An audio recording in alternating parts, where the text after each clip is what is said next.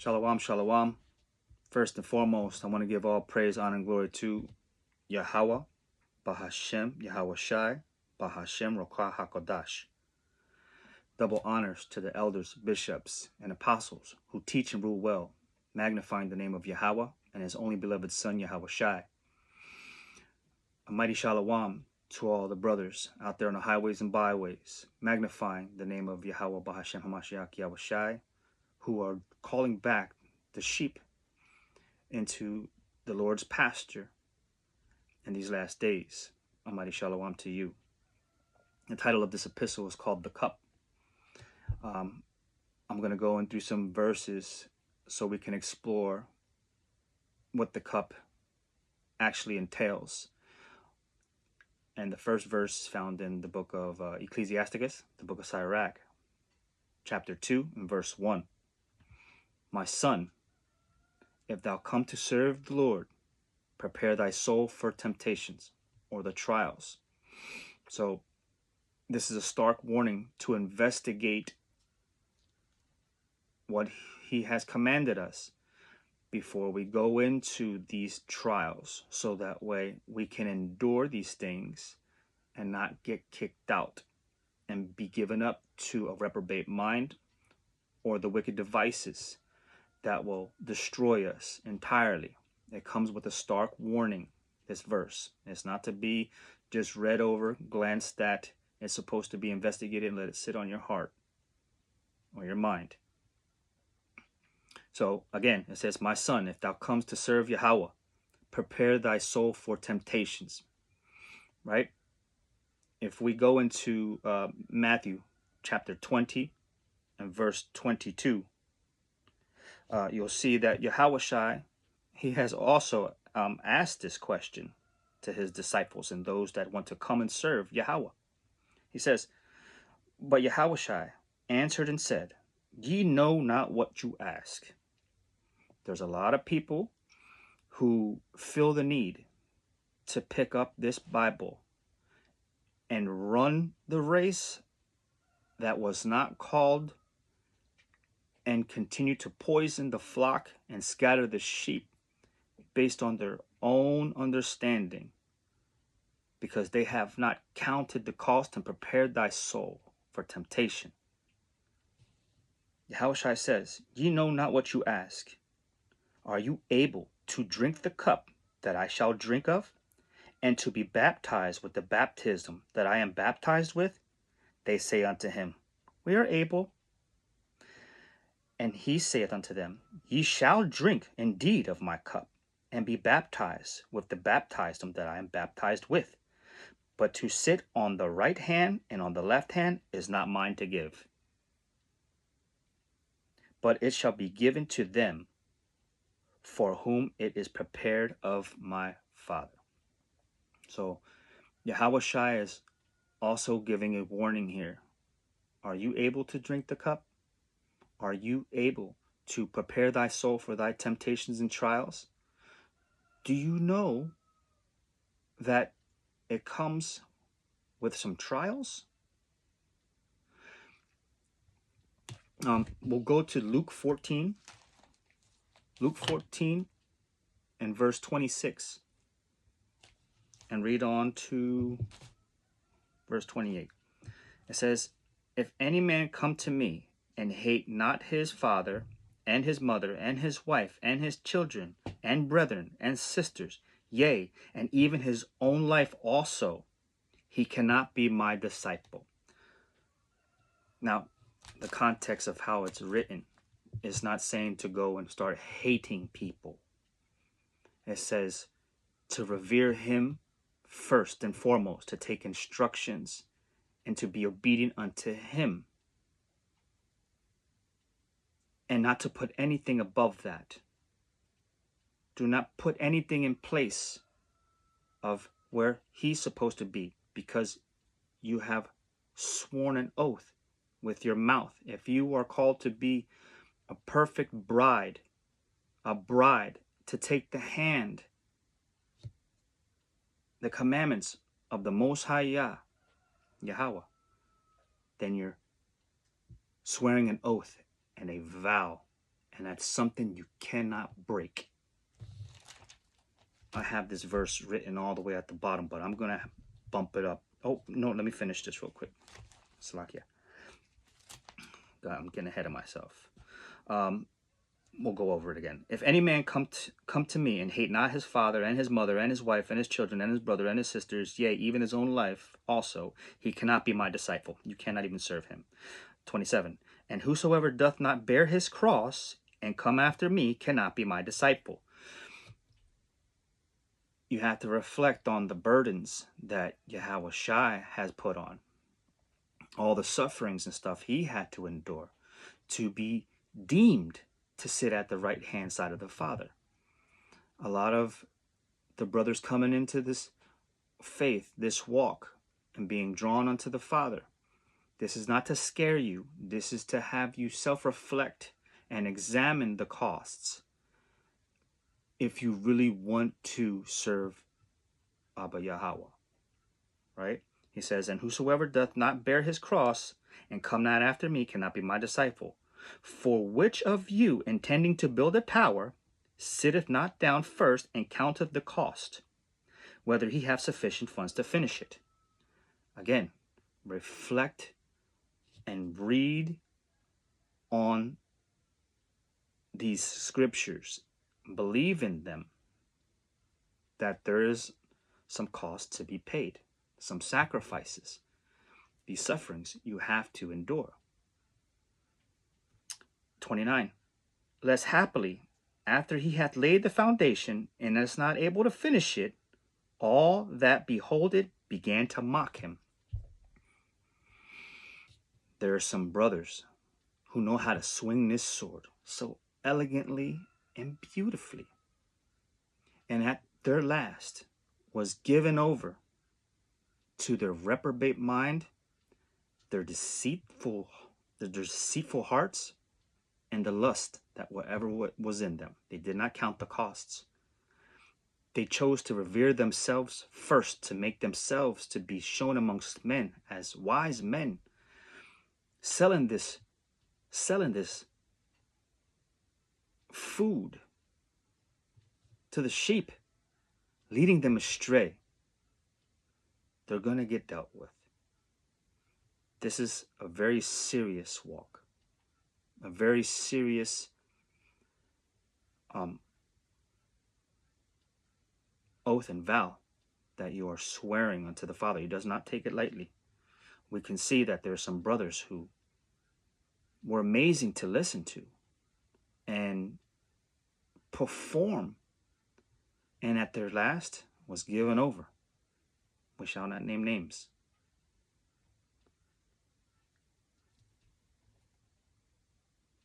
I'll stop there. 29 and 30, saying this man was not able. So yeah, you end up being mocked because you end up looking like you put down a whole foundation, then it was given over, right? Can't pick the plow up and put it down. I'm going to skip down and go to Deuteronomy. Thank you, Father. Deuteronomy chapter 23. We're exploring the cup, right? We're exploring what's in this cup. What is this cup? Are you able to drink the cup? Deuteronomy chapter 23, and we'll start at 21. This is in the law, right? He says, when thou shalt vow a vow unto your power Yahweh, thou shalt not slack to pay it.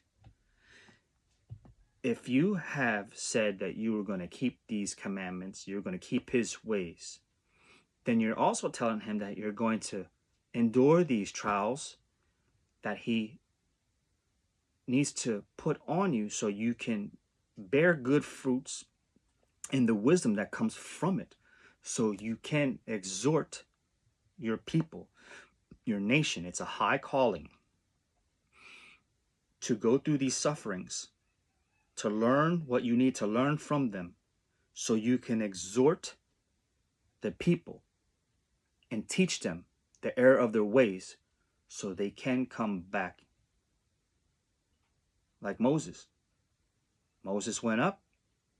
He was able to stand in front of the judge because of all the trials that he had to endure, so he could administer the wisdom unto the people. They said, we don't want to go up there. You go up. We'll stay right here. The sheep. And then you have the shepherd. And then you have the judge.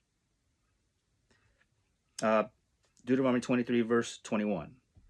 When thou shalt vow a vow unto Yahweh your Elohim, thou shalt not slack to pay it. For Yahweh the Elohim will surely require it of thee, and it would be a sin in thee. Right? It would be a sin in thee, and sin separates you from the Most High Yahweh. That which is gone out of thy lips, thou shalt keep and perform, even a freewill offering, according as thou hast vowed unto Yahweh your Elohim, which thou hast promised with thy mouth. So, in exhorting and teaching and to be a light unto others, you are swearing with your mouth as a free will offering, saying that you will take the hand of Abba Yahweh, saying, I will be your bride. A bride has to be exactly what he wants and nothing else, nothing short of it, if that makes any sense. I pray it does. Psalms, we're going to go to the book of Psalms. Bloop, bloop, bloop, bloop, bloop, bloop, bloop. Yeah. Psalms 116. Psalms 116. And we'll start at verse 12. It says, what shall I render unto Yahweh for all the benefits towards me? He's asking, what shall I give unto the Most High for his benefits bestowed upon me? We just read about your free will offerings, right? I will take the cup of salvation and call upon the name of Yahweh. You are saying that you are going to take this cup of Yahweh Shai and call upon his name. I will pay my vows unto Yahweh now in the presence of all his people. Now you're putting yourself in a position, free will offering, as an ambassador to the nation of Yasha Allah. You're swearing an oath to Yahweh that you are going to exhort and feed the sheep. If you skip a day not feeding your flock, they can perish and die. This flock is his flock. You're called to be a shepherd to feed the flock and have not counted the cost and put the plow down. There's a dire consequence.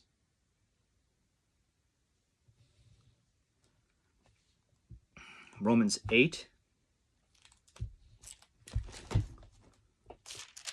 Romans 8.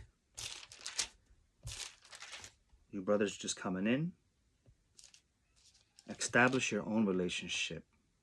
He has special tasks for each man in the body of Hamashiach. If you come to a point where you don't know what your role is, or you don't feel led to perform as what you see other brothers doing, be patient and be obedient and be still until he calls on you. Sit in the back. I heard a brother this week, he says, sit in the back, be quiet, and wait to be called upon. Take the last seat. Very wise instructions. We all have that earnest zeal to want to do our part for Abba Yahweh. We do. We all do.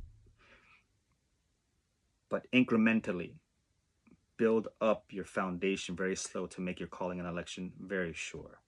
Right? Take your time. Be patient. Romans 8 and 36. It says, as it is written, for thy sake we are killed all the day long. We are counted as sheep for the slaughter.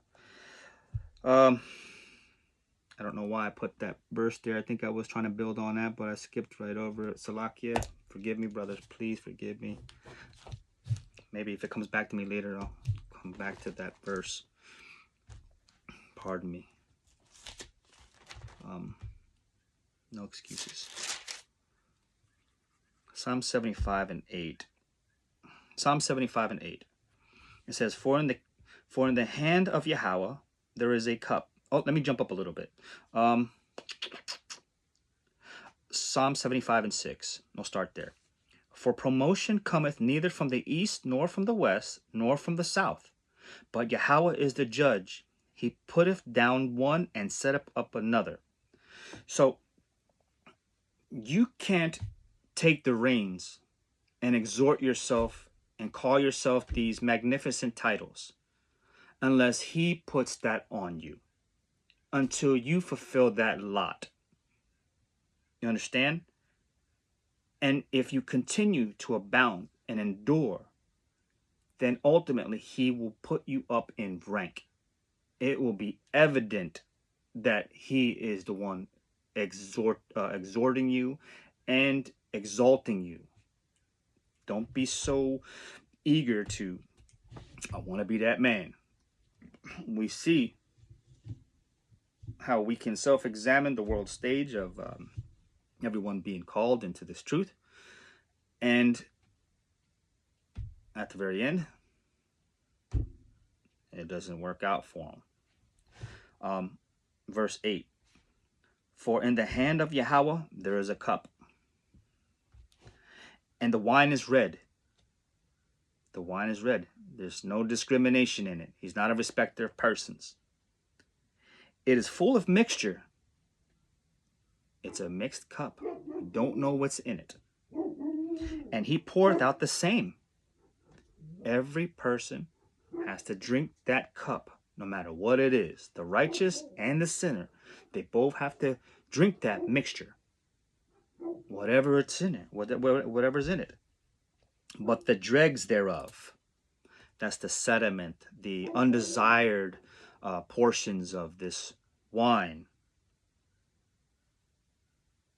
All the wicked of the earth shall wring them out and drink them. We want to drink the pure wine, the clean wine. We want to drink that cup of Yahushai. We want to do the works and fulfill that lot, and in hopes that we are redeemed. Right? So we get a little idea of what's in that cup that, Yahushai said,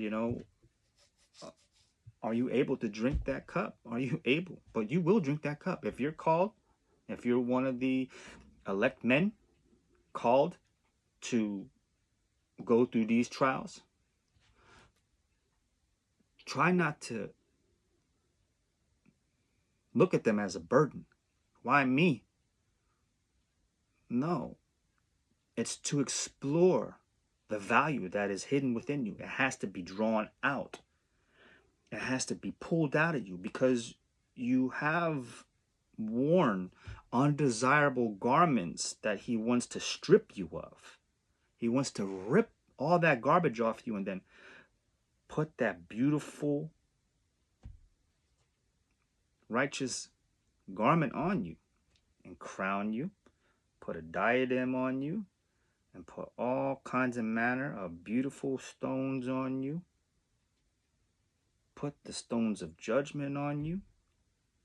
Have the light shine upon you.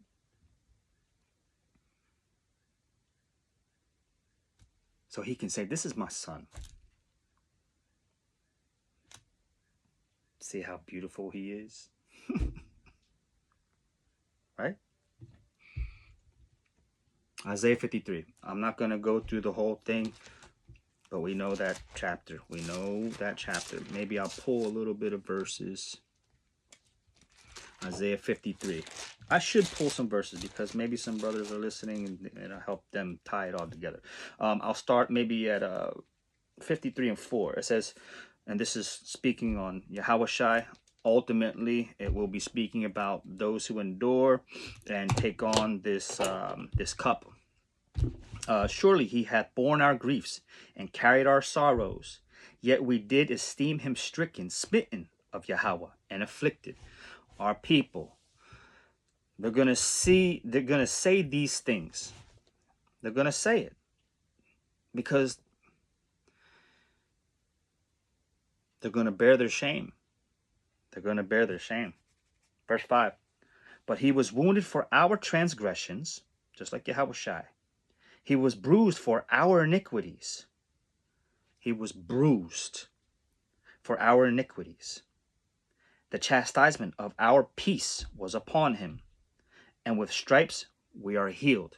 Because of what he had to go through, we gained the wisdom, knowledge, and understanding of what not to do to receive that judgment.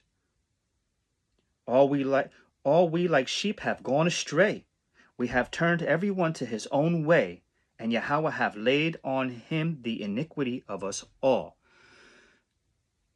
From the outside looking in, our people are filthy. They're wearing dirty rags. They don't see the sin that they're still covered in, because the pride of their own heart doesn't allow them to see that. When they see us, you guys, the elect, ugh,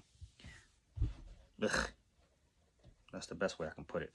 He was oppressed and he was afflicted, yet he opened not his mouth. But Yah's going to have you cleave the tongue to your roof so you can't exonerate yourself and justify. He's going to take the notes. Boom, boom, boom, boom, boom, boom, boom, boom. He's going to have you bridle your tongue. In some cases, even when we want to say something good, no, you have to bear the shame, bro.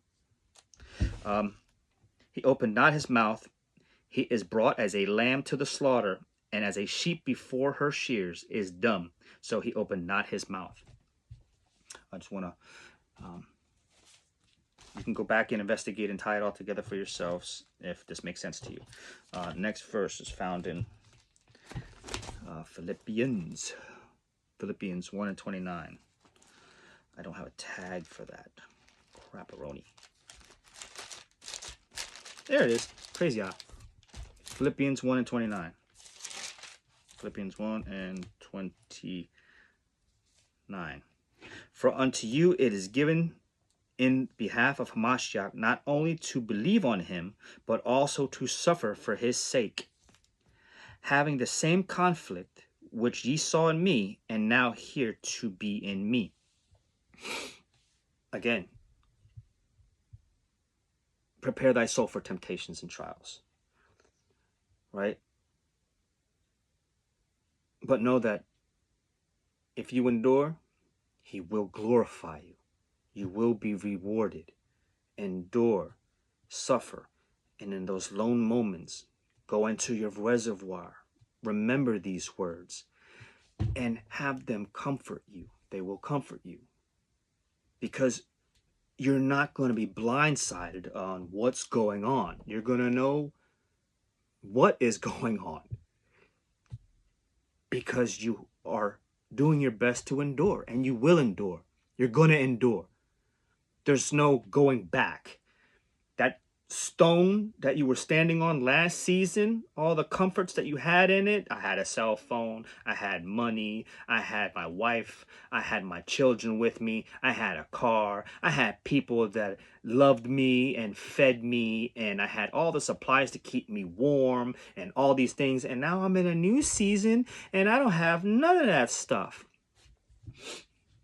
Praise be unto Yahweh. Because we go from glory to glory, being built up in the faith, in the strength, in the wisdom to endure, if that makes any sense. Because if you are coming out of her, my people, I heard the brother say, and I hope you come across the video. He said, you're not going to leave out of here in a U-Haul with a bunch of your stuff? I was crying because that's exactly what I did. I was moving from state to state with a U-Haul full of my belongings and all these prepper goods that I thought I was going to need. Dude, I had thousands of dollars of food, guns, ammo, med kits, all this stuff, right? He stripped me from everything, and there's people that can attest to it, but they still can't see what's going on. I'm just looked at as a loser who can't get right. You got to get yourself together, bro. Yeah, we got to get ourselves together. So constantly endure. I'm gonna definitely do a exhortation and a lesson on suffering, because I'm familiar with it, and I don't shy away from it. And I can seem at times like I'm batshit crazy, but I'm not unaware of what's going on. 1 Corinthians, beloveds. 1 Corinthians. Another video I saw a brother did.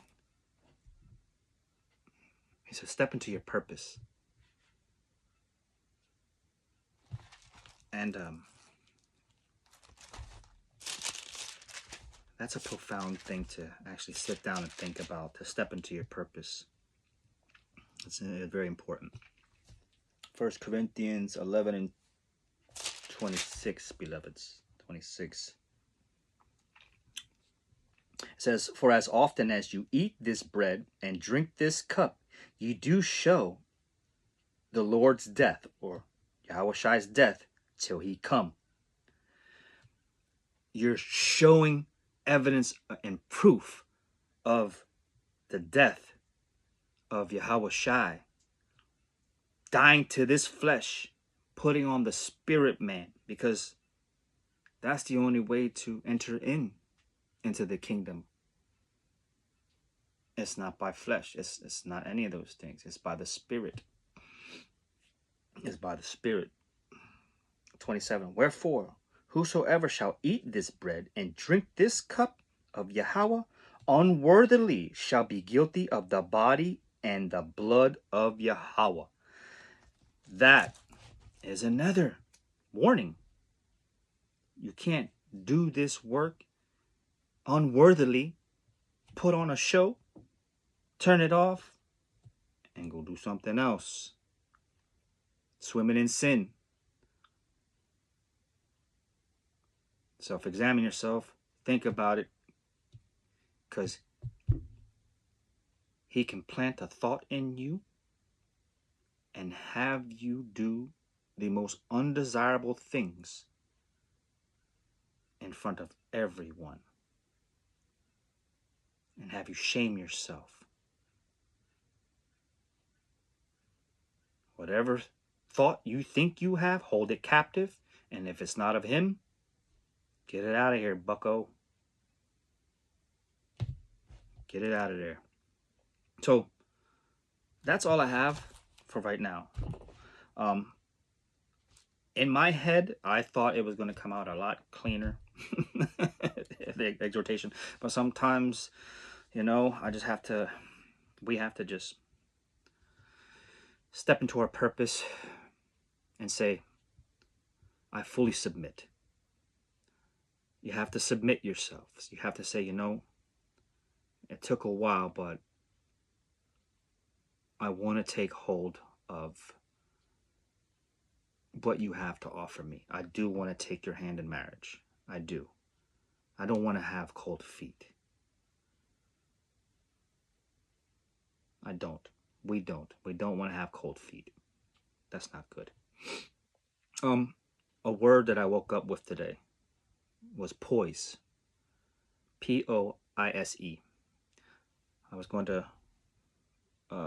descriptively write it out and exhort on it, but I pray that you brothers, if you don't know what that word means, explore it, put it on, and I pray that this epistle was exhorting.